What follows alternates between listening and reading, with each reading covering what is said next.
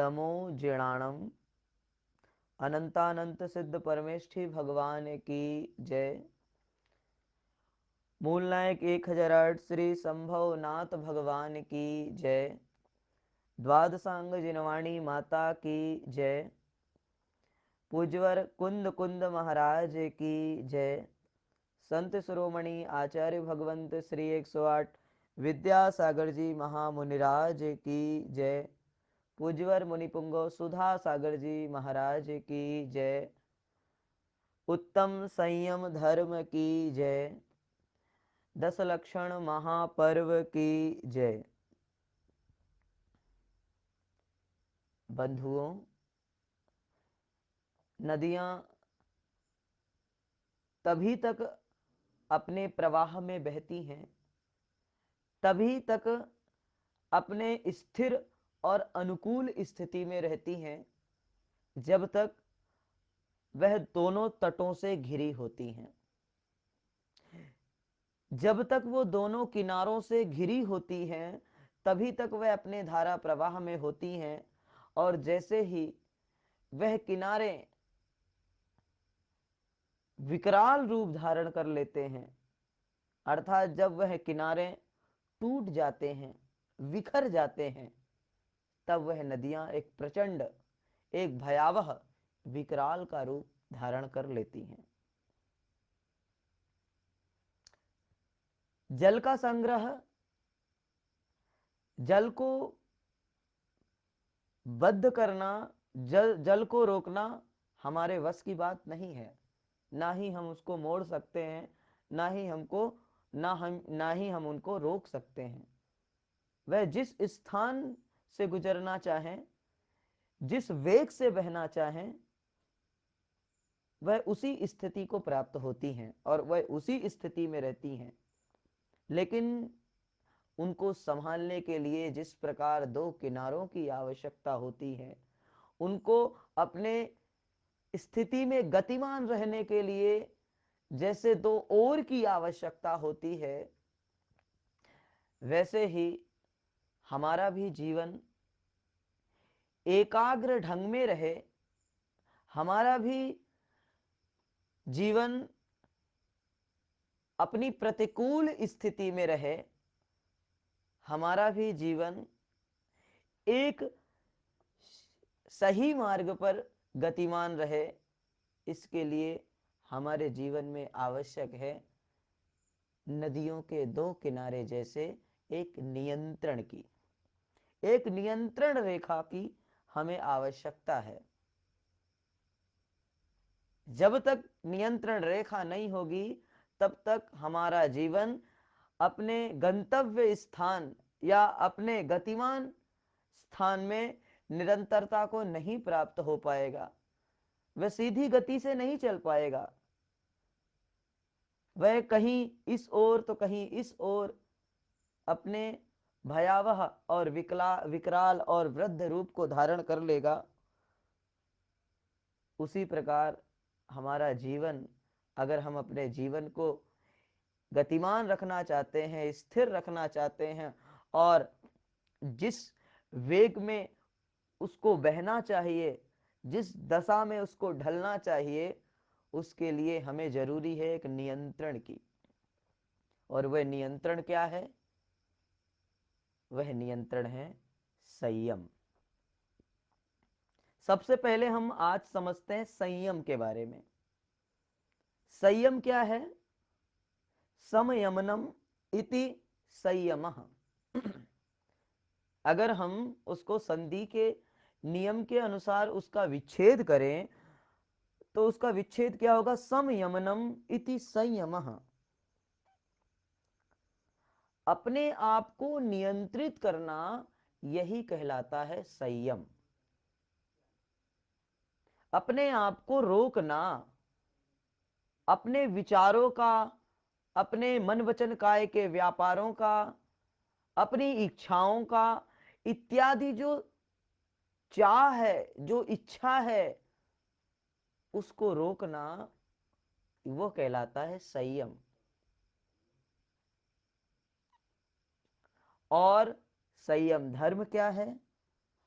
तो उसके बारे में आचार्य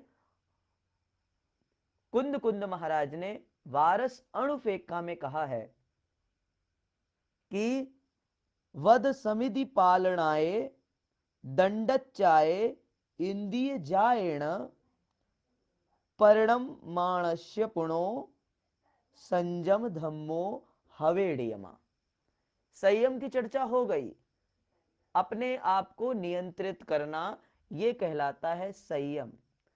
अब वास्तविकता में संयम धर्म क्या है उसके बारे में कह रहे हैं, व्रत समिति का पालन, मन वचन काय की प्रवृत्ति का त्याग और इंद्रिय विजय, यह सब जिसके होता है उसके नियम से संयम धर्म होता है। संयम नियंत्रण, और उस संयम का जो पालन करता है, अपने अंतरंग में उतारता है, उसके लिए संयम धर्म कहा है। पहले संयम के बारे में समझते हैं कि संयम कितने प्रकार वाला है। संयम को मुख्य प्रकार से सामान्य भाषा में दो प्रकार किए हैं, एक तो इंद्रिय संयम, एक प्राणी संयम।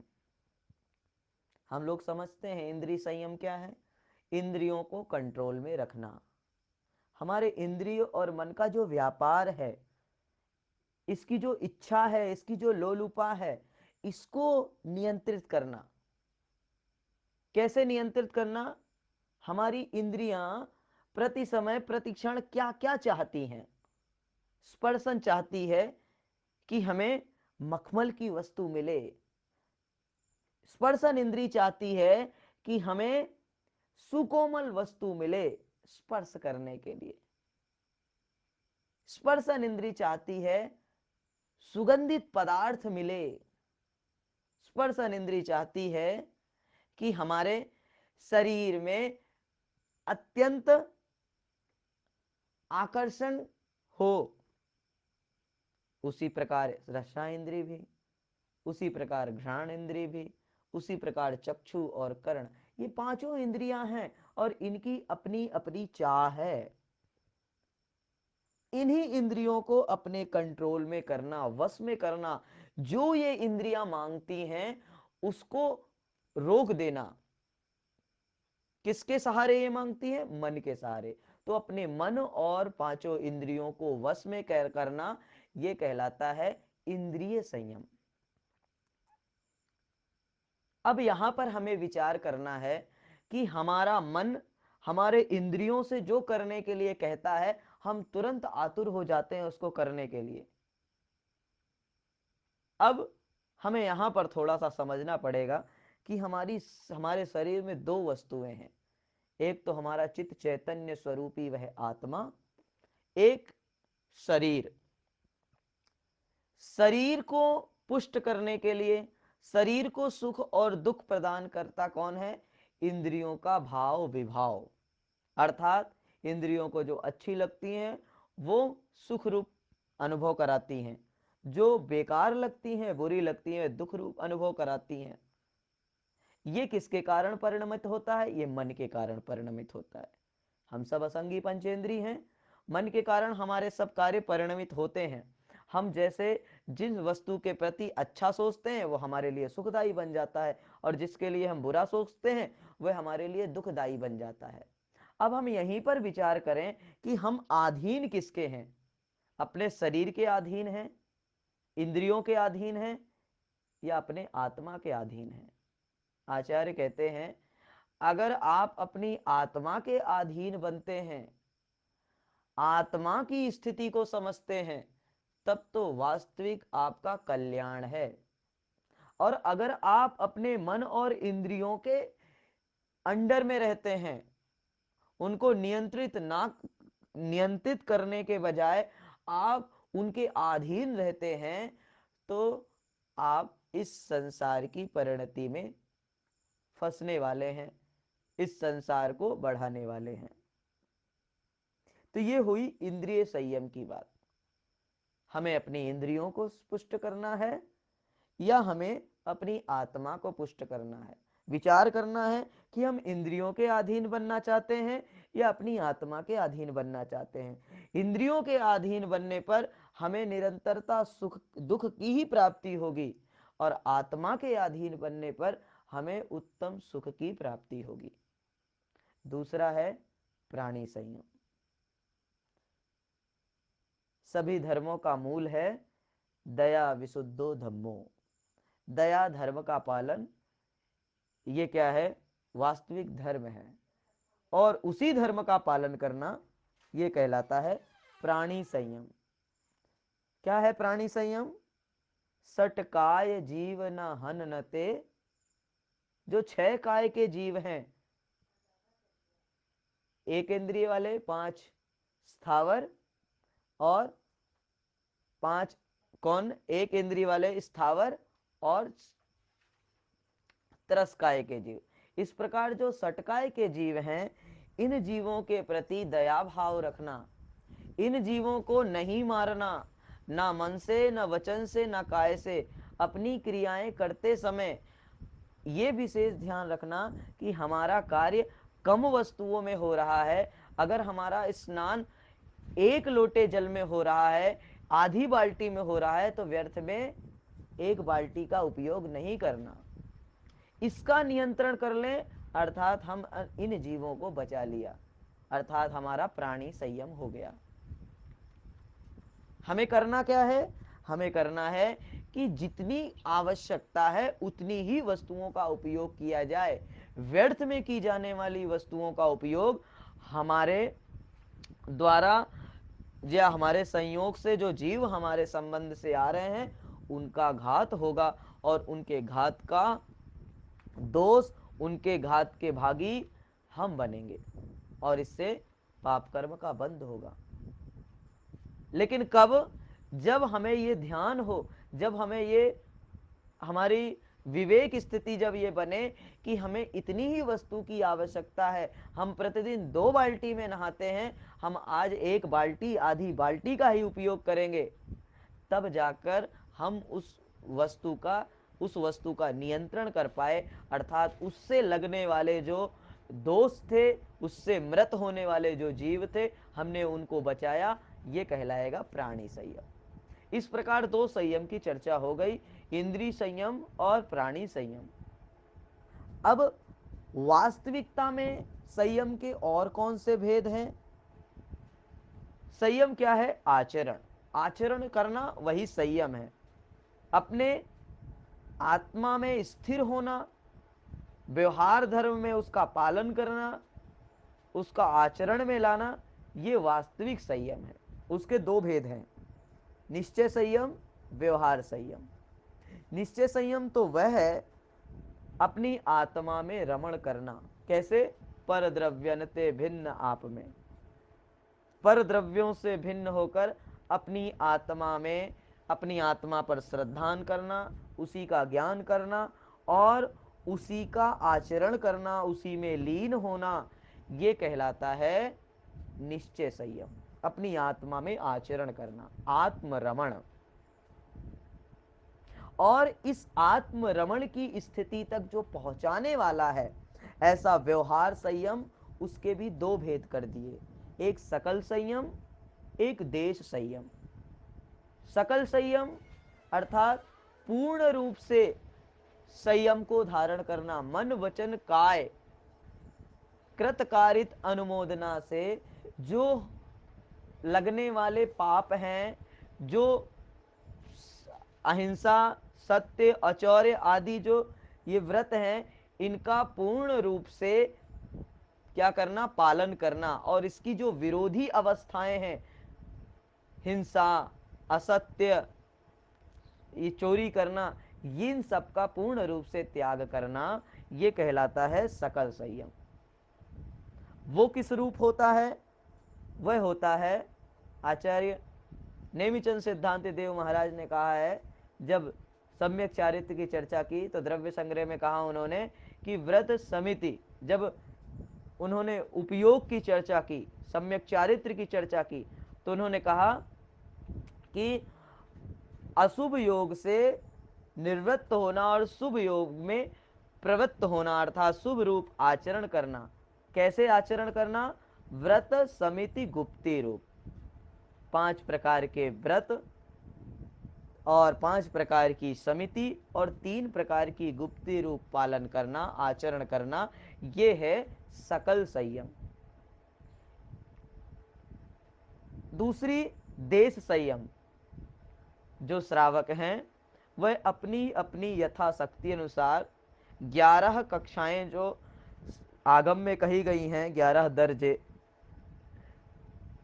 दर्शन प्रतिमा, व्रत प्रतिमा आदि जो 11 कक्षाएं, 11 प्रतिमाएं श्रावक के लिए कही गई हैं, अपने आत्मा में लगे हुए जो कर्म है या प्रति समय हमारे दैनिक कार्य में लगने वाले जो कर्म हैं, उन कर्म को, उन कर्मों से बचने के लिए, पाप कर्म से बचने के लिए, उन कर्मों की निवृत्ति करने के लिए इन 11 प्रतिमाओं रूप यथाशक्ति अनुसार 2, 6, 8 इन प्रतिमा रूप आचरण करना, प्रवृत्त होना, ये कहलाता है देश संयम। अब हम सभी कौन हैं? श्रावक हैं। और अभी कौन से श्रावक हैं इसका भी हम लोगों को डिसाइड नहीं रहता। हम लोग अभी निर्णय नहीं कर पाते कि हम कौन से श्रावक हैं, कैसे श्रावक हैं, सम्यक दृष्टि श्रावक हैं या मिथ्या दृष्टि श्रावक हैं। अभी हमने जो संयम की चर्चा की है तो ऊंची क्लास है, ये बड़ी अवस्था हो गई। लेकिन अभी हम जिस अवस्था में हैं, अभी हम अव्रती अवस्था में हैं, तो हमारा दर्जा क्या है? हमारा दर्जा सम्यक दृष्टियों वाला है या मिथ्या दृष्टियों वाला है? इस पर विचार करना था, इस पर विचार करना है थोड़ा सा। तो पहले मैं संयम की चर्चा करने से पहले, इन संयम के कार्य से लगने से पहले, उसके कारणभूत जो सम्यक्त हैं, वो सम्यक्त भी हमें समझना चाहिए, क्योंकि वही सम्यक्त जब सम्यक्त होंगे तभी हम वास्तविक रूप से आचरण कर पाएंगे।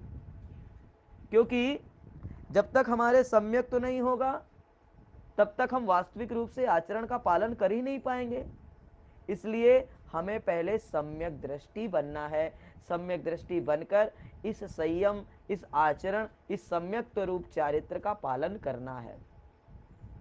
क्योंकि आचार्य अमोघ वर्ष महाराज ने, अमोघ वर्ष स्वामी ने प्रश्नोत्तर रत्नमालिका में कहा है, अगर हम सब कार्य कर चुके हैं तो उन विद्वानों को जो ये सब जान चुके हैं, जिनको ये ज्ञान हो चुका है कि हमें क्या करना चाहिए, हमें कैसे कल्याण होगा हमारा, हमें आगे बढ़ने के लिए किन किन चीजों को धारण करना है, तो उनको सबसे पहले क्या करना चाहिए? तो उन्होंने बताया, त्वरितः किम कर्तव्यम विदुषाम संसार संतति छेदः।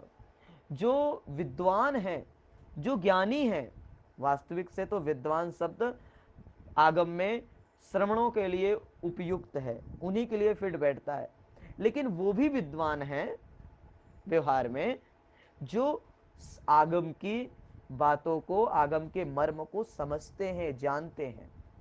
तो ऐसे जो विदुषा हैं, चाहे वो विद्वान हो चाहे वो विदुषी हो, विद्वान पुरुषों के लिए, विदुषी महिलाओं के लिए, तो ऐसे विद्वान, ऐसे विदुषी, उनके लिए करना क्या है? तो उनके लिए कह रहे हैं, त्वरितः किम कर्तव्यम संसार संतति छेदम विदुषाम। विद्वानों को अब तुरंत क्या करना चाहिए जिससे उनके संसार संतति का छेद हो सके, जिससे उनका संसार जल्दी से उस संसार को पार कर सके। इसके बाद दूसरी लाइन में कहते हैं, किम मोक्ष तरोर मूलम। मोक्ष रूपी तरु का मूल अर्थात जड़ क्या है? तो उन्होंने कहा, सम्यक ज्ञानम क्रिया सहितम। सम्यक ज्ञान, ऐसा सम्यक ज्ञान जो कैसा हो? क्रिया सहितम, क्रिया अर्थात आचरण से सहित हो। हमने सम्यक दर्शन को तो धारण कर लिया, सम्यक्त की बातें भी कर रहे हैं, लेकिन हमारे जीवन में वास्तविक रूप से संयम धर्म अंगीकार कैसे हो सके, हम उस आत्मरमण निश्चय संयम तक पहुंचे कैसे? तो उसके लिए उन्होंने कहा कि जिस सम्यक्त से सम्यक ज्ञान हुआ था उसकी वास्तविकता, उसकी यथार्थता, उसकी सार्थकता तभी है जब वह क्रिया सहितम हो, अर्थात जब आचरण सहित हो। पूज्यवर पंडित आदरणीय बड़े पंडित जी रतनलाल जी बेनाना साहब कहते थे कि जो वास्तविक रूप से सम्यक दर्शन को धारण कर चुका है वह ऐसा कोई जीव होगा ही नहीं जो आचरण से वंचित हो सके। वही बात यहां भी कह रहे हैं आचार्य भगवंत, सम्यक ज्ञानम क्रिया सहितम। सम्यक ज्ञान वही है, अर्थात सम्यक दर्शन के बाद जो हमारा ज्ञान सम्यक रूप हुआ, जो संशय अनध्यवसाय, संशय विपर्य और अनध्यवसाय से रहित हुआ, वह इसी को इंगित करता है कि अब हमें आचरण को धारण करना चाहिए। जब हम आचरण रूप प्रवृत्त होंगे, जब हम क्रिया रूप प्रवृत्त होंगे, तब हमें इसका ज्ञान होगा कि हम देश संयम का पालन कर रहे हैं, तो हमें किस प्रकार का संयम धारण करना चाहिए, किस प्रकार अपने इंद्रिय और प्राणी संयम को बरकरार करना है, किस प्रकार उसको अपने जीवन में अंगीकार करना है, किस प्रकार हमें अपने कल्याण की मार्ग की ओर अग्रसर होना है। और सकल संयम धारण कर रहे हैं तो किस प्रकार हमें शुभ उपयोग से शुद्धोपयोग की दशा की ओर बढ़ना है, किस प्रकार हमें उस आत्मा में, आत्मा से, आत्मा के द्वारा आत्मा में स्थित होकर रमण करना है, इसका ज्ञान सकल संयमी करेगा। इस प्रकार आज के इस संयम धर्म से हमें तो ये विशेष रूप का कथन है जो श्रावकों और मुनियों के लिए बताया है, इसे तो हमें समझना है, अपने इंद्रियों को कंट्रोल में करना ही है। साथ ही साथ हमारी जो जिजीविषा है, हमारी जो इच्छाएं हैं, जो प्रति समय आतुर रहती हैं, हम हर वस्तु को प्राप्त करने की, पांचों इंद्रियों का जो हमारा व्यापार रहता है, जो उसका गमन रहता है, उसके गमनागमन का भी नियंत्रण कर लेना, ये हमारे लिए संयम हो जाएगा। तो हम सब जो अभी घर में बैठकर अपने धर्म ध्यान का पालन कर रहे हैं, हमें इस समय संयम धर्म का पालन कैसे करना है, तो हमें इस समय संयम धर्म का पालन इसी प्रकार करना है कि हमारी जो जिजीविषा है, हमारी जो इच्छा है, जो प्राप्त करने की चाह है, जो हमारे इंद्रियों का व्यापार है, वो कम से कम हो, मंद से मंद हो। मन का जो व्यापार है वो कम से कम हो, आत्मा की स्थिरता ज़्यादा से ज़्यादा हो, आत्मा की चर्चा सुनने में मन ज़्यादा लगे। इंद्रिय और मन ये इनको पुष्ट करने में समय ना बर्बाद करते हुए आत्मा को पुष्ट करने का प्रयास हम करें, आत्मा के बारे में ख्याल करें, आत्मा का ज्ञान करें, आत्मा रूप रमण करें, आत्मा में चारित्र को धारण करें, आत्मा रूप क्रिया करें, तब जाकर हमारा संयम धर्म बनेगा। तो आज के दिन हमारे मन वचन काया की जो प्रवृत्ति है उसको त्यागना है, व्रत समिति इनका पालन करना है। क्यों करना है? आचार्य भगवंत समंतभद्र महाराज ने कहा है कि ये व्रत समिति ये हमारे संसार का निमंत्रण नहीं, ये हमारे संसार का नियंत्रण है।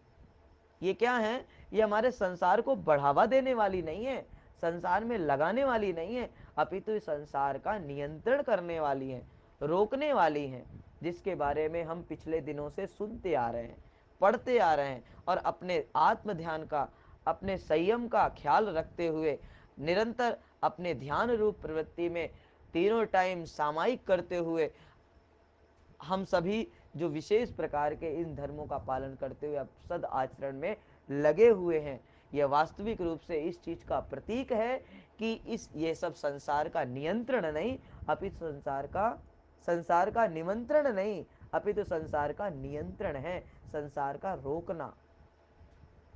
इसलिए हमें इन बातों का विशेष ध्यान रखना है, अपने इंद्रियों की जो जिजीविषा है उनको रोकना है, मन की जो प्रवृत्ति है उसको एकाग्र करना है, और भावना भानी है कि अभी हम जो सम्यक्त्व के साथ स्थित हैं वह एक दिन चारित्र में बने, वह ज्ञान क्रिया सहित हो, वह आचरण में आए, तब जाकर हम आगे अपना कल्याण कर सकें।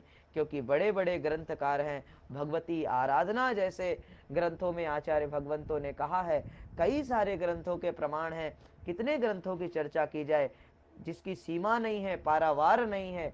हर ग्रंथों में आचार्य भगवंत ने एक मोक्ष मार्ग को लक्ष्य बताते हुए कई प्रकार के मार्ग की स्थापना की है।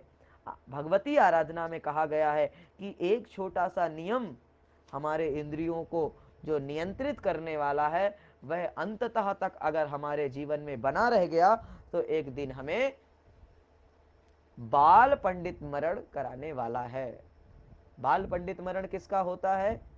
जो व्रतों के साथ मरण करते हैं, जो व्रतों के साथ संसार की जिजीविषा से रहित होकर अपने शरीर, अपने देह का त्याग करते हैं, वे निश्चित रूप से एक दिन इस संसार की संतति का छेद करके अपना आत्म कल्याण करके उस परम पद को कुछ ही भवों में प्राप्त कर लेते हैं, जिसकी चर्चा अभी आचार्य भगवंत अमोघ वर्ष ने की कि विद्वान पुरुष कौन है? जो संसार संतति का छेद करना चाहे।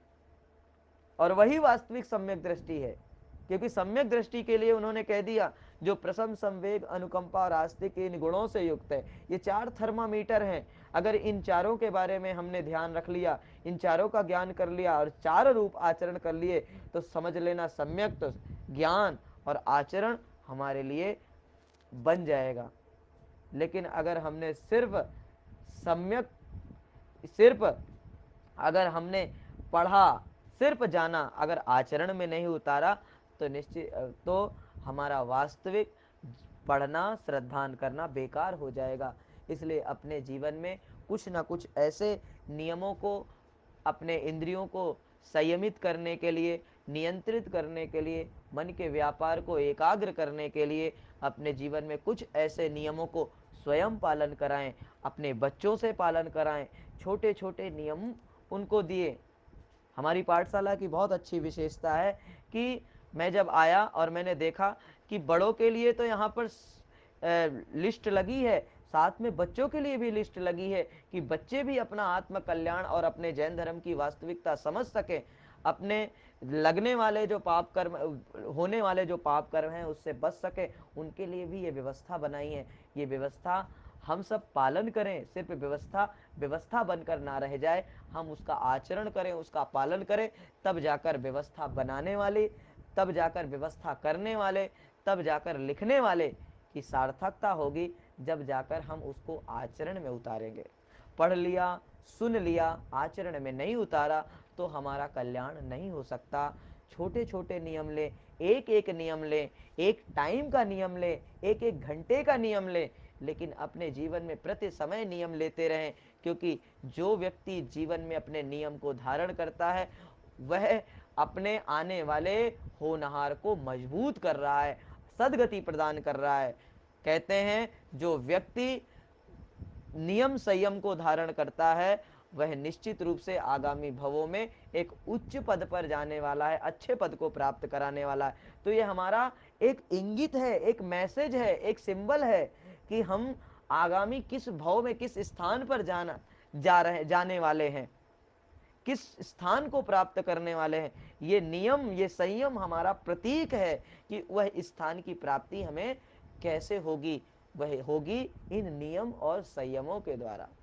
जब नियम संयम करेंगे तभी जाकर हमारी इंद्रियां संयमित हो पाएंगी, नियंत्रित हो पाएंगी, तभी जाकर हम अपने आत्मा का ध्यान, अपनी आत्मा में रमण कर पाएंगे और एक दिन उस आत्मा के वास्तविक स्वरूप को प्राप्त कर पाएंगे। तो आज के इस संयम धर्म का ध्यान रखते हुए, उसका विचार रखते हुए अपने जीवन को एक उसी नदी के भांति गतिमान रखना है जो अपने 2 प्रतिकूलों से, जो कूलों से अर्थात किनारों से अपने रास्ते पर गतिमान है और बढ़ता चला जा रहा है। इसी प्रकार अपने जीवन को भी स्थापित करना है कि हमारी 2 कूलें अर्थात जो संयम है, ये दोनों साइड बनी रहें, जिससे हम अपने जिस मार्ग पर विचरण करना चाहते हैं उस मार्ग पर निर्भय होकर विचरण कर सकें। ऐसा हमारा सबका ध्यान, विवेक, विचार और चिंतन होना चाहिए। इसी मंगलमयी भावना के साथ जय बोलो महावीर भगवान की जय।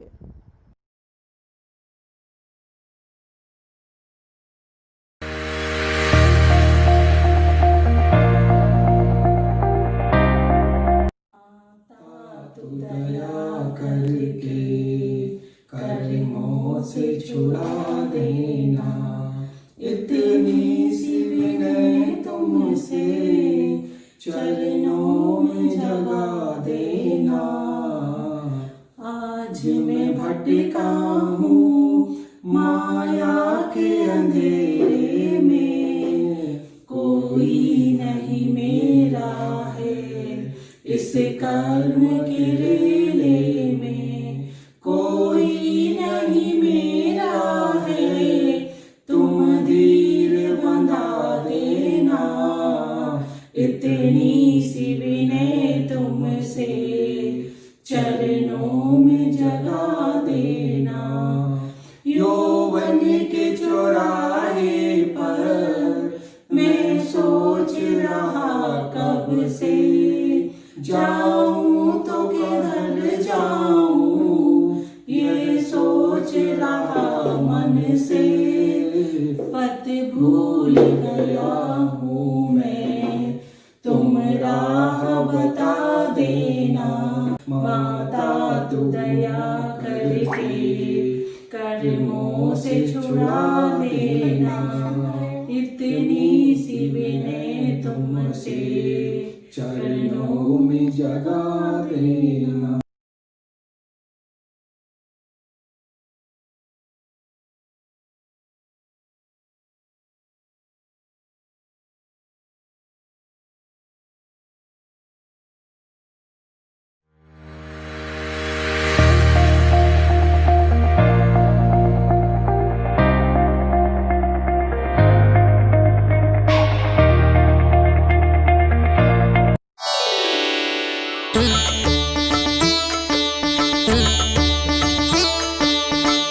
ज्ञान सागर के शिष्योत्तम, हे सर्व त्यागी नमोस्तु तोभ्यम। हे विद्या सागर हे ज्ञान आगर, हे वीतरागी नमोस्तु तोभ्यम।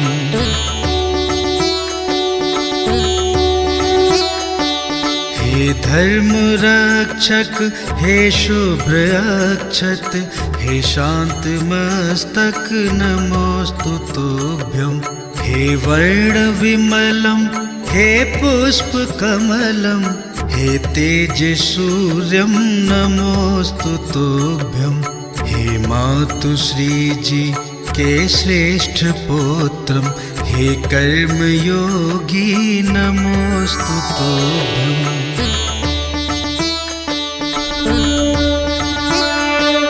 हे पितृमाला पावंश वृक्षम, हे कुल शिरोहम नमोस्तु तोभ्यम। हे शरद पूनम के जन्म लगनम, हे वर्धमानम नमोस्तु तोभ्यम। हे सद लगा की माटी पवित्रम, हे देश पुत्रम नमोस्तु तोभ्यम।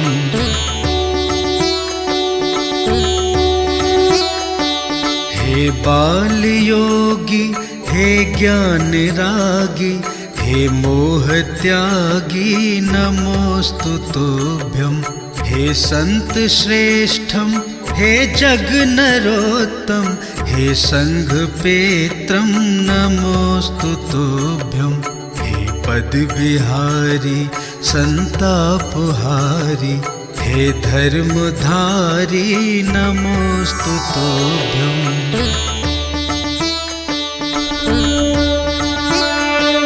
हे मूक माटी रचना तुम्हारी, हे परोपकारी नमोस्तु तोभ्यम। हे भक्त तारक चिंता निवारक, हे मौन साधक नमोस्तु तोभ्यम। हे अरुण जीवन चरणों में अर्पण, आया है शरणम नमोस्तु तोभ्यम। हे ज्ञान सागर के शिष्योत्तम, हे सर्व त्यागी नमोस्तु तोभ्यम। हे विद्या सागर हे ज्ञान आगर, हे वीतरागी नमोऽस्तु तुभ्यं, हे वीतरागी नमोऽस्तु तुभ्यं, हे वीतरागी नमोऽस्तु तुभ्यं।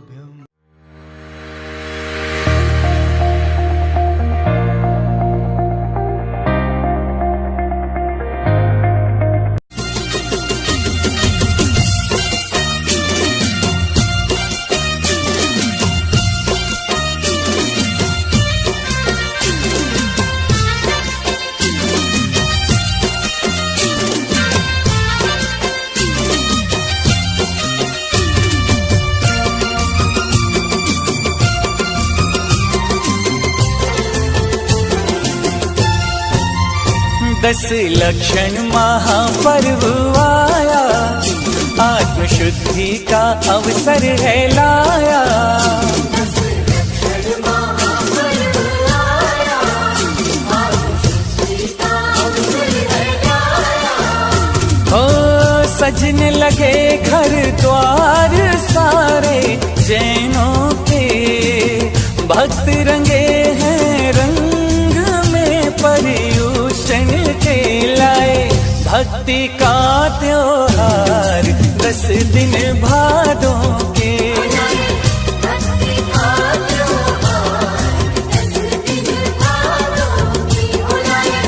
भक्ति का त्योहार 10 दिन भादों की। 10 लक्षण महापर्व आया, आत्मशुद्धि का अवसर है लाया।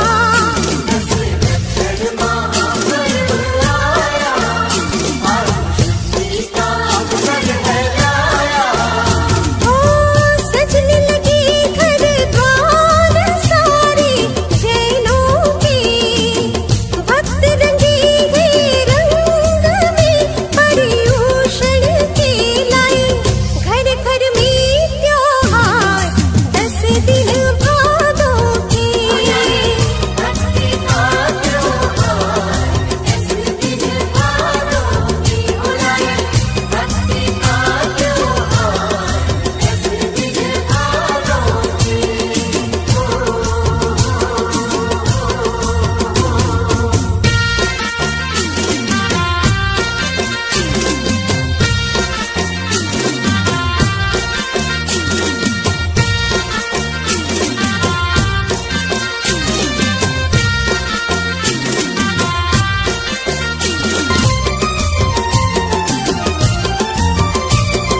सुबह सकार जिन मंदिर में जाए, पूजा अर्चना करे जिनवर को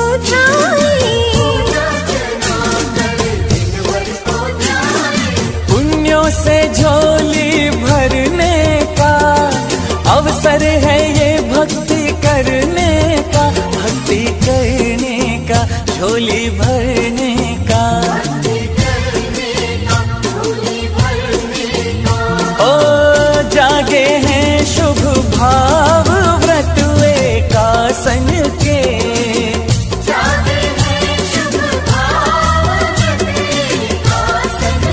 ओ प्रभु बीते तुम्हारे द्वार 10 दिन भादों के।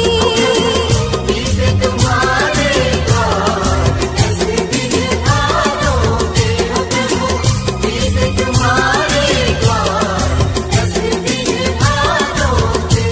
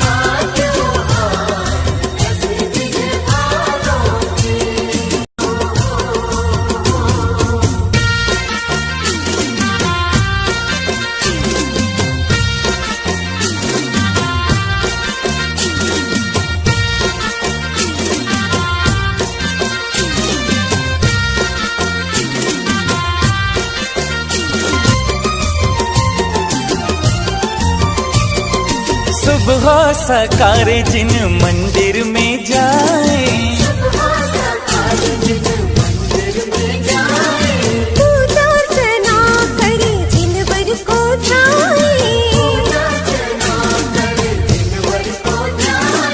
पुण्यों से झोली भरने का अवसर है ये भक्ति करने का, भक्ति करने का, झोली भरने का। ओ जागे हैं शुभ भाव व्रत एकासन के,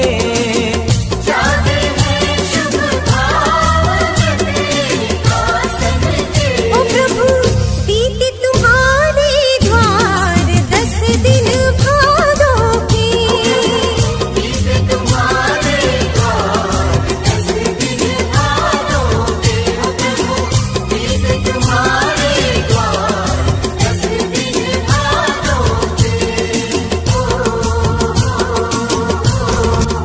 दस लक्षण महापर्व आया, आत्मशुद्धि का अवसर है लाया।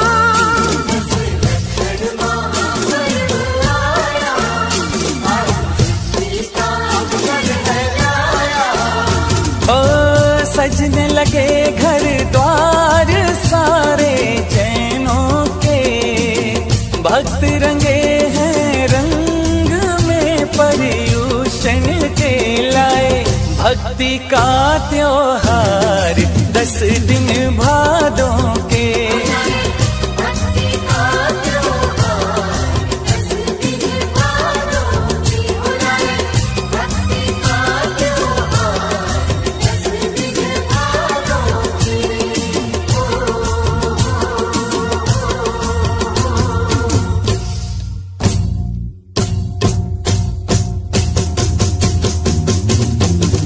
लाए भक्ति का त्योहार 10 दिन भादों के, ओ लाए भक्ति का त्योहार 10 दिन भादों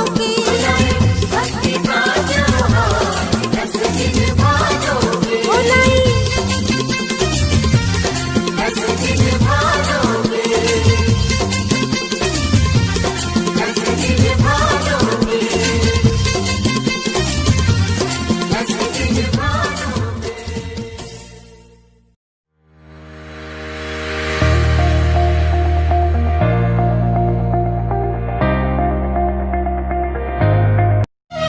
तोता तोता तू क्यों रोता, तोता तोता तू क्यों रोता, जो संकित होता तो क्यों रोता।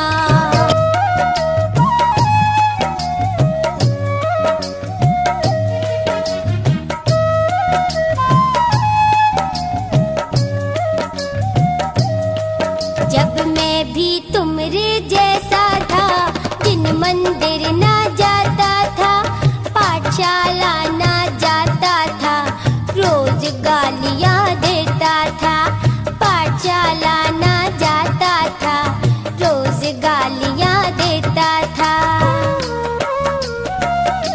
इसी से बन गया मैं तो तोता, इसी से बन गया मैं तो तोता।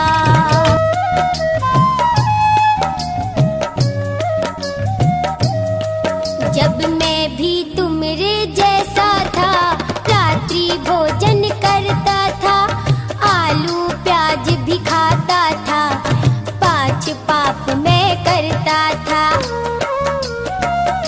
इसी से बन गया मैं तो तोता, रोता रोता इसी से रोता, तोता तोता अब क्या होगा, नमोकार में जपूंगा, जैनी बच्चा बनूंगा, जिन दर्शन और पूजन करके मैं भी भगवान बनूंगा, जिन दर्शन और पूजन करके मैं भी भगवान बनूंगा।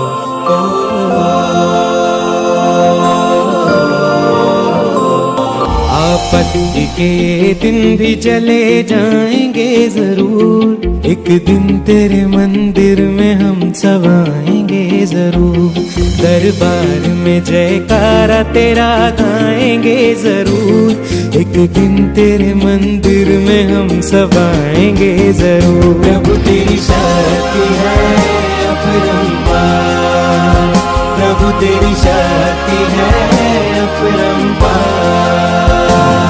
तुझे देखते ही आंख से आंसू बहाएंगे, दो हाथ से सोना रूपा मोती बिछाएंगे, भक्ति बहुत करेंगे और चामर झुलाएंगे, खुद नाचेंगे और सारे भक्तों को नचाएंगे, बीजोग की सारी पीड़ा मिटाएंगे जरूर, एक दिन तेरे मंदिर में हम सब आएंगे जरूर। प्रभु तेरी शक्ति है अपरंपार, प्रभु तेरी शक्ति है अपरंपार।